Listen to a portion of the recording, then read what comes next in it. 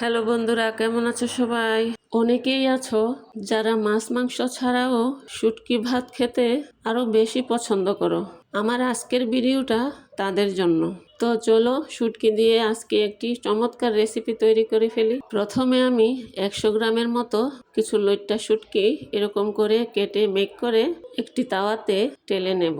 টেলে নেওয়ার পর একটি বাটিতে পানি দিয়ে 10 থেকে 15 মিনিটের মতো ভিজিয়ে রাখবো। ভিজিয়ে রাখা শুটকিগুলোকে এখন খুব ভালো করে কয়েকবার ধুয়ে নেব এবং শুটকির সাথে রান্না করার জন্য আমি এখানে 3 পিস আলু নিয়েছি, সাথে নিয়েছি পেঁয়াজ, রসুন এবং কাঁচামরিচ। ভাবছো সাথে আলু কেন নিয়েছি? কারণ আলু হচ্ছে সব সবজির রাজা, উনি সব তরকারিতেই যায়। এখন চুলায় একটি প্যান বসিয়ে দিব।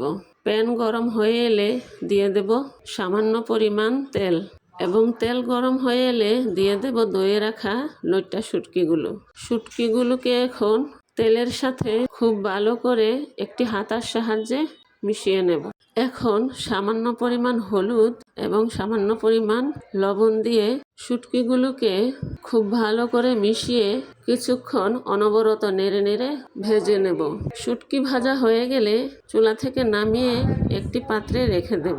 এখন প্যানে দিয়ে দেব মেক করে রাখা আলুগুলোকেও শুটকির মতোই সামান্য পরিমাণ হলুদ আর সামান্য পরিমাণ লবণ দিয়ে কিছুক্ষণ ভেজে নেব। আলু ভেজে নেওয়া হয়ে গেলে চুলা থেকে নামিয়ে শুটকির সাথে সেম পাত্রে রেখে দেব।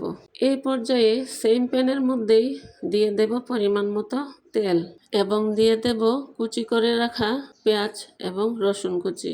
এখন পেঁয়াজ এবং রসুন একসাথে খুব ভালো করে কিছুক্ষণ ভেজে নেব। পেঁয়াজ রসুন ভাজা হয়ে গেলে দিয়ে দেব সামান্য পরিমাণ পানি দেওয়ার কারণ হচ্ছে গুঁড়া মশলাগুলো দেওয়ার পর মশলাগুলো যেন পুড়ে না যায়। এখন দিয়ে দেব হাফ চামচ হলুদের গুঁড়া, 1.5 চামচ মরিচের গুঁড়া এবং পরিমাণ মতো লবণ।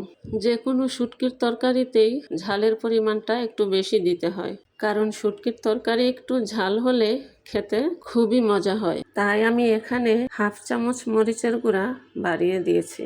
এখন একটি হাতার সাহায্যে সবগুলো মশলা একসাথে নেড়ে মিক্স করে কিছুক্ষণ কষিয়ে নেব।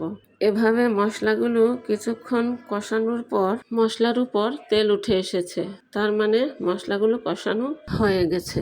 এখন দিয়ে দেব গরম পানি। আপনারাও চেষ্টা করবেন গরম পানিটাই দেওয়ার জন্য, কারণ গরম পানি দিলে তরকারির স্বাদ ভালো থাকে। দেন হচ্ছে আরো কিছু পানি এড করে সবকিছু একসাথে নেড়ে মিক্স করে দিয়ে দেব কয়েক পিস কাঁচামরিচ। এখন একটা ঢাকনা দিয়ে ঢেকে 5 মিনিটের মতো রান্না করব। 5 মিনিট রান্নার পর ঢাকনা উঠিয়ে আবারও নেড়ে ঢাকনা দিয়ে 5 মিনিট রান্না করব। এভাবে পরপর 15 মিনিট রান্না করার পর যখন ঝোল ঘন হয়ে আসবে তখন দিয়ে দেব কিছু পরিমাণ ধনেপাতা দেওয়ার পর আরও 1 মিনিট রান্না করব। 1 মিনিট রান্নার পর তৈরি হয়ে গেল সম্পূর্ণভাবে আলু শুটকির একটি চমৎকার রেসিপি। মাশাআল্লাহ, দেখুন কি লোভনীয় লাগছে। এরকম আরও মজাদার রেসিপি দেখতে হলে কেউ যদি আমার ভিডিওটি ফেসবুক থেকে দেখে থাকো তাহলে একটি লাইক দিয়ে পেজটিকে ফলো দিয়ে রাখবে, আর যদি কেউ ইউটিউব থেকে দেখে থাকো তাহলে চ্যানেলটিকে সাবস্ক্রাইব করে রাখবে। আজ এ পর্যন্তই, দেখা হবে আবার অন্য কোনো মজাদার রেসিপির সাথে। সে পর্যন্ত ভালো থেকো সবাই। আল্লাহ হাফেজ।